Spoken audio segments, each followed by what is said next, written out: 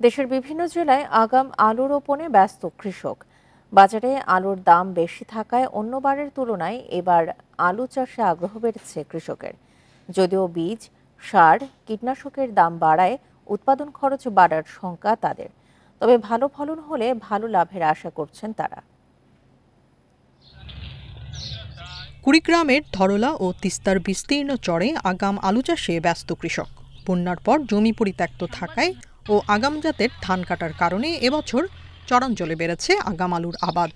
আগাম আলু করলে হয়তো বা আমরা একটু আলুর দাম বেশি পাবো। এখন যেমন বাজারে অনেক দাম বেশি, ৭০ টাকা কেজি, আমরা এই হিসেবে একটু আগাম করতেছি। কোলেস্টারে দেবো না, বিক্রি করে বেশি দাম পাবো। এখন আছে কামলার দাম কম। জয়পুরহাটের প্রায় ৭,০০০ হেক্টর জমিতে আবাদ হচ্ছে আগাম জাতের আলু। প্রতি বিঘা জমি আবাদে খরচ হচ্ছে ৩০ থেকে ৩৫,০০০ টাকা। প্রথম অবস্থায় আলু বীজ সংগ্রহ করেছিলাম এবং সারও নিয়েছিলাম, যার জন্য আমার কোনো কষ্ট ব্যাগ পাতে হয়নি। আলুর বীজ কিনেছিলাম ২৪০০, এবার হলো ৩৮০০, ৪২০০, ৪০০০, ৩৭০০, বিভিন্ন দাম। অন্য বছরের তুলনায় বেড়েছে বীজ, সার ও কীটনাশকের খরচ। তবু ভালো ফলন ও উপযুক্ত দাম পেলে লাভবান হওয়ার আশা লালমনিরহাট ও ফরিদপুরের কৃষকদের।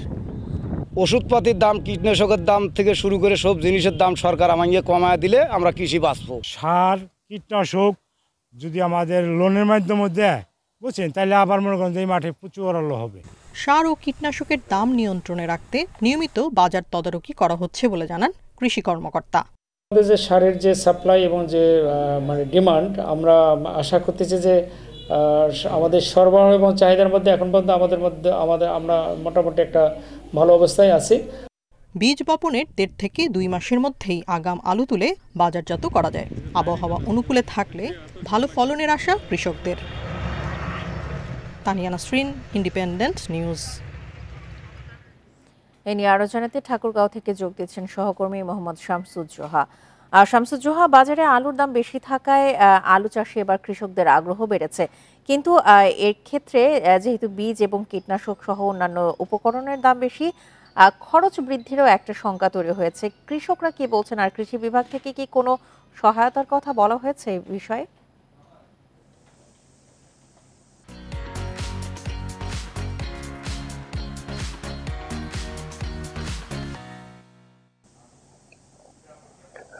ঠাকুরগাঁও একটি আলু চাষের প্রধান জেলা। এই জেলায় বর্তমানে আলু একবারে অর্থকরী ফসল হিসেবে কিন্তু রূপান্তরিত হয়েছে। এই কারণে ঠাকুরগাঁওয়ের চাষিরা সর্বত্র কিন্তু আলু চাষাবাদে ব্যস্ত সময় পার করছেন।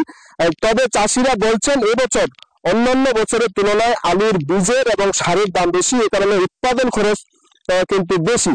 কৃষি বিভাগের তথ্য মতে গত বছর ঠাকুরগাঁয়ে ১৫,০০০ হেক্টর জমিতে আগাম আলুর চাষ হলেও এবছর কিন্তু সেটা কমে প্রায় ১১,০০০ হেক্টর জমিতে আগাম জাতের আলুর চাষ হয়েছে। এখানে মূলত দুই ভাবে আলুর চাষ হয়, একটি হচ্ছে আগাম জাত।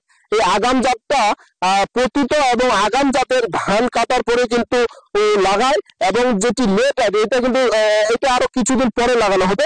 আর যে আগাম জাতের যেটি চাষ হয়েছে এটি কিন্তু আর কয়েকদিনের মধ্যেই বাজারজাত করবেন চাষিরা, এমনটা কিন্তু তারা আশা করছেন। আর কৃষি বিভাগ থেকে কিন্তু শুধু কৃষকদের পরামর্শ দেওয়া হচ্ছে চাঁদা কিভাবে উৎপাদন করবেন, কিভাবে উৎপাদন বৃদ্ধি করবেন। কৃষি বিভাগকে কিন্তু কোনো সহায়তা প্রদান মূলত আলু যারা আগাম চাষি তাদেরকে সেইভাবে করা হয়ে থাকে না। আর কৃষকরা যে এবার বাজারে কিন্তু সারের দাম বেশি এবং আলুর দাম বেশি, এই কারণে কৃষকরা কিন্তু বলছেন যে উৎপাদন খরচ কিন্তু অন্যান্য বছরের তুলনায় বেশি। এখানে যদি তারা ভালো দাম পান তাহলে কিন্তু লাভবান হতে পারবেন, আর যদি আলুর দাম কমে যায় তাহলে কিন্তু কৃষকরা লোকসানের মধ্যে পড়বেন। আর এখানে যে পরিমাণ আলুর চাষ হয়েছে এবং চাষিরা কিন্তু এখনো আলু লাগাতে ব্যস্ত সময় পার করছেন, যে আলুটি কিন্তু আরো কিছুদিন দেরি সময় লাগবে। আর যেটি বর্তমানে হচ্ছে এটি হয়তো আর ৮ থেকে ১০ দিনের মধ্যে বাজারে যাবে এবং বাজারটা কিন্তু অনেকটাই নিয়ন্ত্রণে আসবে বলে কিন্তু এখানকার চাষিরা মনে করছেন। তবে এখানকার কৃষি বিভাগ কৃষকদের সর্বাত্মক পরামর্শ দিয়ে যাচ্ছেন এবং চাষিরা কিন্তু সেইভাবেই কাজ করে যাচ্ছেন। কীটনাশক এরও খরচ কিন্তু এবার একটু বেশি, এই কারণে সব মিলেই উৎপাদন খরচ বেশি হবে।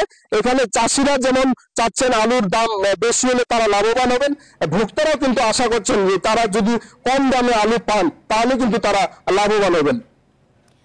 ঠাকুরগাঁও থেকে আগাম আলু চাষের বিষয় নিয়ে জানাচ্ছিলেন আমাদের সহকর্মী মোহাম্মদ শামসুজ্জোহা।